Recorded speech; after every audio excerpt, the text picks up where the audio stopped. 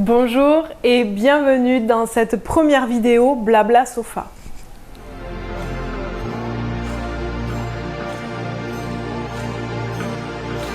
Je suis heureuse de vous retrouver un petit peu ici, ça change des Blabla Stories, mais je reçois de nombreuses questions concernant différents sujets de la vie et par mon expérience, j'aimerais pouvoir vous y répondre et peut-être apporter différentes perspectives, différentes solutions à travers des courtes vidéos suivant des thèmes bien particuliers.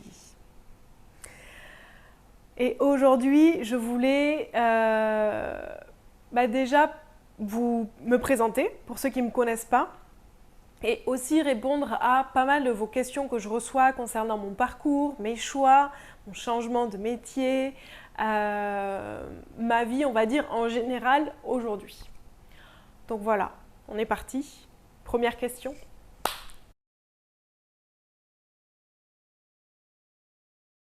Je suis Chloé. Je suis professeure de yoga. Je suis moi, avec mes fautes, avec mes imperfections et avec toutes mes perfections aussi, en tant que lion. Vous savez. Ascendant Sagittaire. Générateur en 3-5. Voilà, déjà ça dit un long chemin sur moi et ma personnalité si vous y connaissez un petit peu. C'est-à-dire, on va dire pour résumer le tout, je suis quand même quelqu'un d'assez dynamique. Voilà. Voilà. Il y a beaucoup de feu en moi et c'est ce qui fait que je suis une forte passionnée pour plein de choses. Et c'est ce qui me permet aujourd'hui d'être là et de pouvoir avoir envie de vous partager tout ça.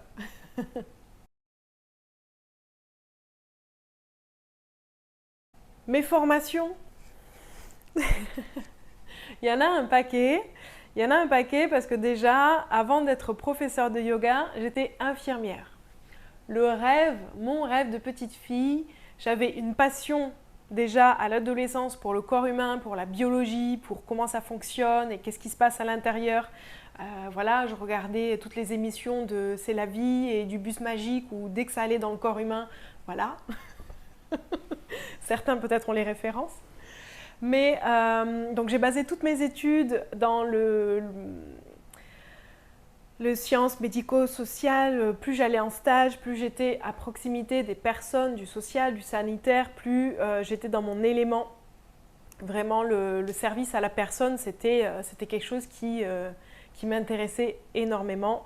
Et aussi le corps humain et son fonctionnement. Donc, totale infirmière pendant 10 ans où, à la fin de mes études, moi, je voulais travailler dans les urgences, la réanimation, parce que j'avais vu le film Urgence et que je pensais que tous les médecins étaient beaux gosses. Je vais couper ça peut-être, je sais pas. Bref, voilà, me retrouver infirmière en Nouvelle-Calédonie, où j'ai vraiment réalisé, mais au-delà de tout ce que je pouvais espérer quand j'étais jeune, d'avoir cette vie de voyage, parce que j'avais quand même le voyage et l'aventure dans le sang. J'ai eu la chance de trouver un poste qui me faisait voyager. J'étais infirmière rapatriement sanitaire, donc j'ai voyagé à travers tout le Pacifique, accompagner les patients en avion, vols commerciaux, vols d'urgence, les intubés, ventilés, à travers voilà, des jets privés. Donc, quand j'avais 23 ans, j'étais au summum de tout ce que je pouvais rêver. En plus de ça, je travaillais aussi dans un centre médical, c'est un petit dispensaire où c'était principalement des locaux. Voilà, j'ai appris beaucoup au niveau culturel, au niveau des personnes, de tout ce qui peut changer aussi au niveau du système relationnel, on va dire. Le relationnel est complètement différent. Enfin, complètement différent. C'est les îles. À la suite de ça, pendant 5 ans, j'ai été propriétaire de mon cabinet d'infirmière libérale où, pareil, j'ai vraiment aimé, je n'aurais jamais cru, mais oui, acheter un cabinet d'infirmière libérale. Mais c'était vraiment quelque chose qui m'a beaucoup plu d'être d'être mon propre patron en fait, d'avoir ce côté où je fais ce que je veux, comme je veux. mine de rien, et d'adapter le travail que je voulais. Donc en même temps, c'est là où j'ai commencé toute formation au niveau spiritualité. J'ai commencé à m'intéresser à peu près vers mes 26 ans à la spiritualité, ou en tout cas aux médecines alternatives. Comment je pouvais aider différemment sans donner forcément à chaque fois des pilules ou tout ça. Ce qui était compliqué quand ce sont vraiment des personnes âgées, mais je me rendais compte à quel point en fait l'émotionnel affectait le corps. Et donc j'ai commencé à me former en décodage biologique des maladies, en libérage émotionnel, rééquilibrage énergétique, donc tout ce qui est force un petit peu, voilà, des autres univers parallèles. Ça y est, elle divague. Et voilà, donc j'étais dans l'espoir de pouvoir soigner à ma façon en essayant d'allier les deux. Finalement, la réalité du terrain m'a un petit peu dépassée et j'ai commencé à me réveiller le matin en n'ayant plus envie d'aller au travail, en étant très fatiguée, en étant épuisée, et le travail d'infirmière ne me correspondait plus. Finalement, boum, mon rêve de petite fille s'éteint après 10 ans. Juste par rapport à ce métier, mais en fait ce métier ce n'était pas moi, je ne suis pas...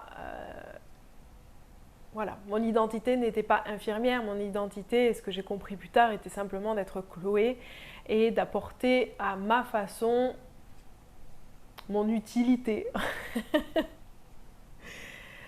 Et aussi, plus tard, je me suis formée à travers des formations en alimentation avec Lisa Salis, qui est une excellente formation, qui est une très bonne nutritionniste, naturopathe que j'avais rencontrée à Bali, et sa formation EG1 est super et topissime. J'ai appris énormément. C'est ce qui me permet aussi aujourd'hui de pouvoir vous parler un petit peu plus de l'alimentation malgré toutes les connaissances que j'ai, parce que je suis devenue végétarienne il y a maintenant 7 ans. Et forcément, ça fait 7 ans que j'apprends un petit peu au niveau de la nutrition aussi. J'ai une formation en yoga que j'ai faite ici à Bali, à Serenity, qui a été une formation extra. Je pense que toutes les formations de yoga teacher training sont très bien. Je ne pense pas qu'il y en ait vraiment une mieux que l'autre. Ça va dépendre du professeur. Je suis tombée par hasard là-dessus, mais en tout cas, j'ai vu qu'il y avait ça, j'ai foncé et je ne suis absolument pas déçue. La façon, donc c'était un teacher training Vinyasa, donc je suis professeure de yoga Vinyasa. Maintenant, aujourd'hui, ma façon d'enseigner peut-être, c'est sûr, très pédagogique, parce que je pense que j'ai ça en moi. Quand j'étais déjà infirmière, j'aimais bien encadrer les étudiants, donc j'ai cette façon, j'aime comprendre pourquoi on fait les choses, comment ça fonctionne. J'aime comprendre, donc j'aime enseigner de façon à ce que vous compreniez pourquoi vous faites tel ou tel exercice et comprendre vraiment le fonctionnement, en fait, tout simplement. À la suite de mon yoga teacher training, j'ai fait une formation en thérapie intuitive avec Cécile Calichon, qui se passe dans le Var, en France, l'école de thérapie intuitive, qui a été pour moi une grande source de changement et de transformation, de métamorphose, de tout ce que ce soit, parce que j'avais, comme la plupart des personnes, toutes ces blessures de trahison, d'abandon, d'injustice, d'humiliation. J'étais dépendante affective, j'avais beaucoup de relations de couple toxiques, ou de relations où je m'effaçais, je m'oubliais, je n'avais pas confiance en moi. Si il y a 4 ans de ça, on m'aurait dit « Chloé, tu vas parler devant des milliers de personnes, devant une caméra », ou même ne serait-ce que, j'aurais dit ouais, c'est ça, ouais. Je rougissais dès que je parlais à 3 personnes, que je prenais la parole. Donc c'était pour moi un univers de m'imaginer là, aujourd'hui, devant vous, à transmettre tout ça. Donc c'est là où le développement personnel et la libération de blocages nous rend tellement forts que toutes les transformations, toutes les formations que j'ai faites, je les ai faites principalement au début pour moi, pour me libérer et pour être aujourd'hui qui je suis. Sans mes sans mes grosses valises qui m'enterraient. Donc, voilà, j'ai été thérapeute pendant presque 1 an, où j'ai donné des soins. Certains d'entre vous ont peut-être bénéficié de certains soins avec cette thérapie qui est vraiment une approche formidable en déblocage. Aujourd'hui, je ne pratique plus, mais c'est pas dit que je refasse plus. Voilà pour les formations.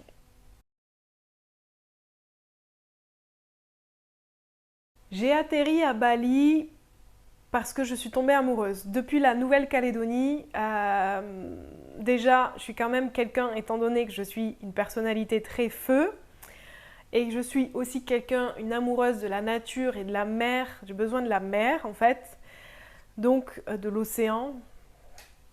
Ça m'apaise, donc j'aime être sur les îles. La Calédonie était le parfait environnement pour ça. Mais il me manquait un petit peu de choses. Après 10 ans, j'avais envie de changer et de bouger.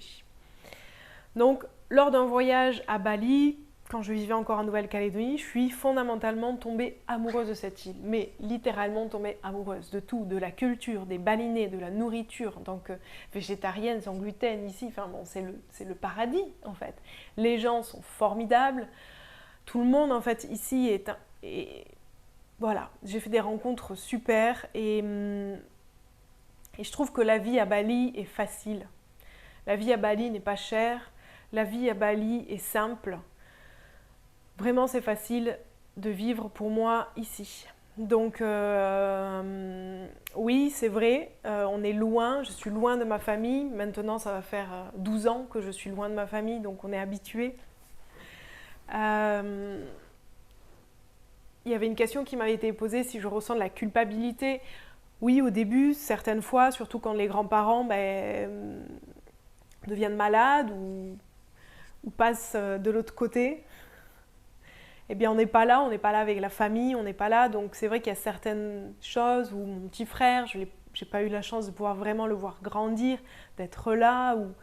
Donc, il y a des choses quand même qui manquent, ça c'est certain, le noyau d'une famille, surtout que j'adore ma famille est quand même exceptionnelle. Donc, et à la fois, le fait qu'elle soit exceptionnelle, ils m'ont complètement fait confiance, laissé partir et donné ce courage de voler. Ma famille m'a donné toutes les racines que j'avais besoin pour pouvoir me construire et de pouvoir m'envoler derrière. Donc, moi aujourd'hui, et c'est ce que j'incarne aujourd'hui, c'est que je n'appartiens pas à ma famille ne m'appartient pas, même si c'est important et que la famille est très porteuse ou pas.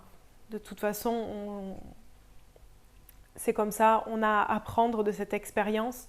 Mais je ne culpabilise pas aujourd'hui d'être loin, je vis ma vie, je suis heureuse et je pense qu'ils préfèrent me savoir heureuse loin que malheureuse en France et proche d'eux, quoi. Donc, voilà pourquoi Bali. Maintenant, je ne peux pas parler à ta place si Bali ou vivre à l'étranger est quelque chose qui t'intéresse et que tu aimerais. Va, prends ton billet d'avion, viens. Ou va quelque part ailleurs. Je pense que la vie sur les îles, c'est on aime ou on n'aime pas. Le changement culturel, on aime ou on n'aime pas. Si on aime les grosses villes, les buildings, c'est sûr qu'ici, c'est complètement différent. Voilà, c'est quitte ou double. Maintenant, il faut le vivre, il faut l'expérimenter. C'est vraiment très personnel. Faut le faire, faut franchir le cap. Mais si ça colle, c'est magique.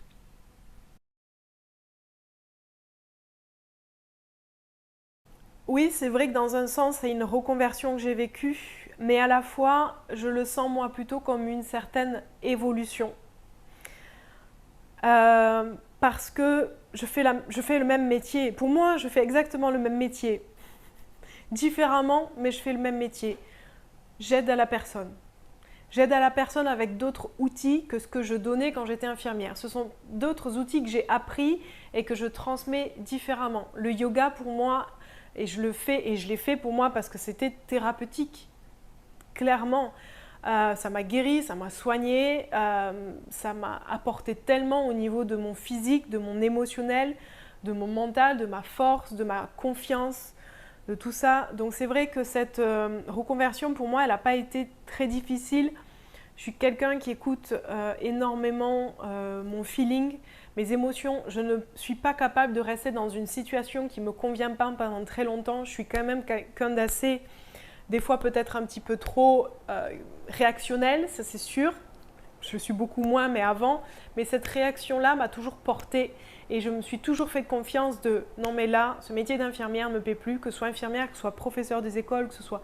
Voilà, s'il y a des choses qui ne vous correspondent plus, la vie est longue, la vie est courte aussi, c'est la balance des deux qui fait qu'on peut très bien être tout et on peut très bien changer de métier toutes les années. Et en fait, c'est ça, l'expérience aussi. C'est pas se rester dans une case et se dire qu'on a la chance d'avoir un métier et tout ça. Non, on a la chance d'avoir une vie et d'apprendre.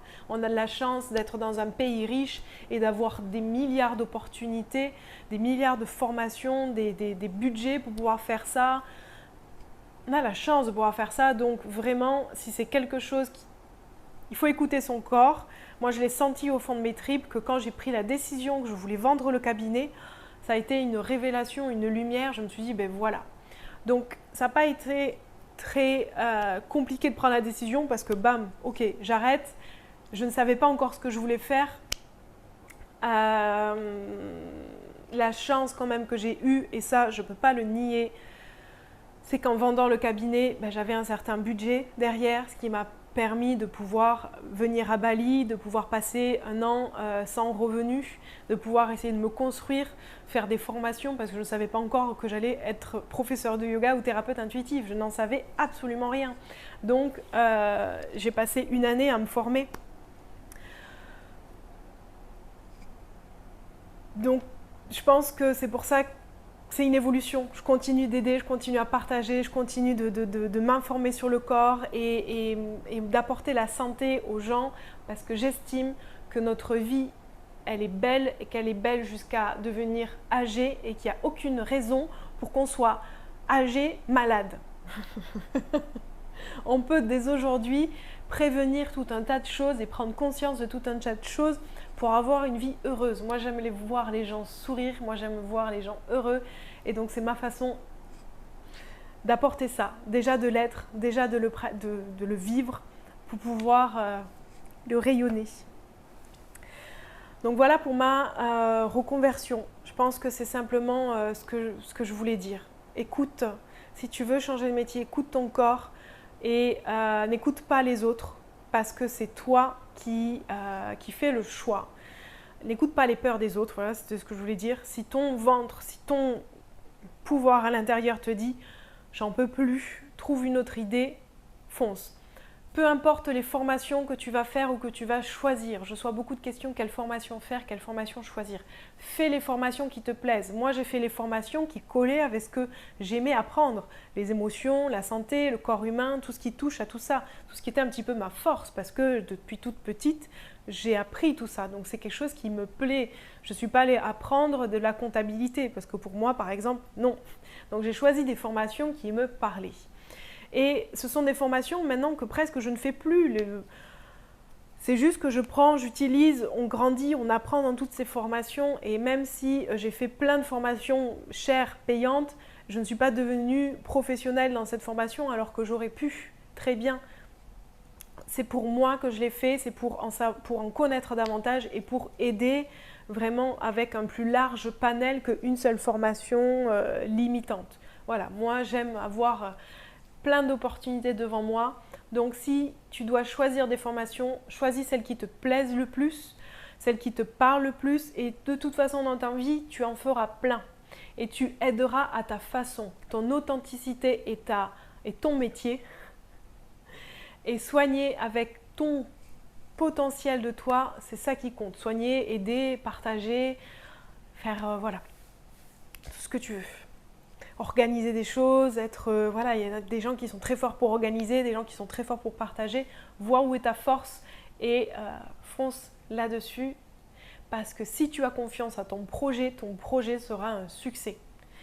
N'importe quel chemin tu prendras, ton projet sera un succès. J'ai toujours eu du succès dans ma vie, de la chance dans ma vie, si on peut dire de la chance, parce que j'ai cru en moi et j'ai cru en mes choix et du coup tout s'est ouvert. Malgré qu'il y ait des choses qui sont tombées à l'eau, mais en fait c'était très bien, je m'en rends compte que finalement heureusement que ces projets sont tombés à l'eau et que j'avais été déçue et frustrée que ces projets tombent à l'eau parce qu'il y a d'autres choses qui sont ouvertes à moi bien meilleures. Donc oui, aujourd'hui, mon métier est d'être professeur de yoga en ligne où je partage des programmes. Je partage de l'amour, je partage de la santé, je partage de la bienveillance, je partage de tout ce qu'on a envie de partager. Je gagne ma vie grâce à ça, grâce à vous. Principalement, oui, en fait, je n'ai pas d'autres sources de revenus aujourd'hui, donc c'est possible. C'est possible avec de la patience, avec de la discipline, avec de la rigueur, voilà. Instagram, c'est quand même un gros morceau, hein. Faut pas se le cacher. C'est beaucoup de travail, beaucoup d'investissement, c'est beaucoup de contenu au début gratuit, c'est beaucoup de choses qu'on a envie de partager. Et en fait, tout ce que je peux partager gratuitement, ben, vous me le rendez avec l'achat des programmes et je peux continuer en fait de vivre cette vie et de vous partager tout ça pour continuer de changer certaines perceptions et d'améliorer certains points de vue dans vos vies si je peux l'améliorer. Moi, si je peux vous mettre au yoga, moi, étant donné que ça a transformé et changé ma vie, si je peux le faire pour vous.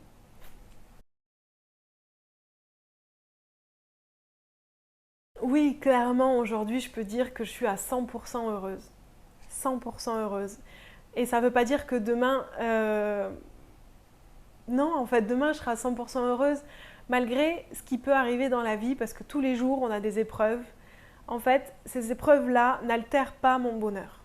Ces épreuves-là, quand il y a des épreuves, je les prends, ok, je dois apprendre quoi de cette situation, malgré qu'elle soit dure, malgré que je puisse pleurer, que je puisse être en colère, que je puisse chafouiner dans mon lit pendant 3 jours et manger du chocolat. Mon bonheur à l'intérieur, il est intact et il fait ma force.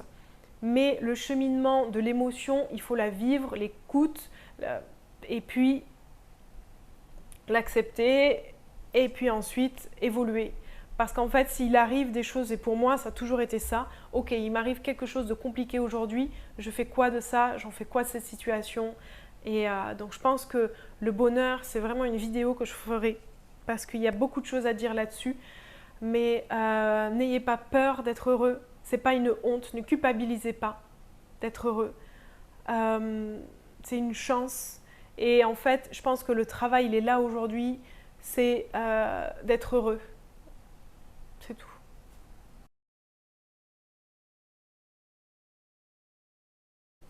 Petit mot de la fin, conclusion, qui boucle un petit peu tout mon parcours, de là où je suis passée, dans toutes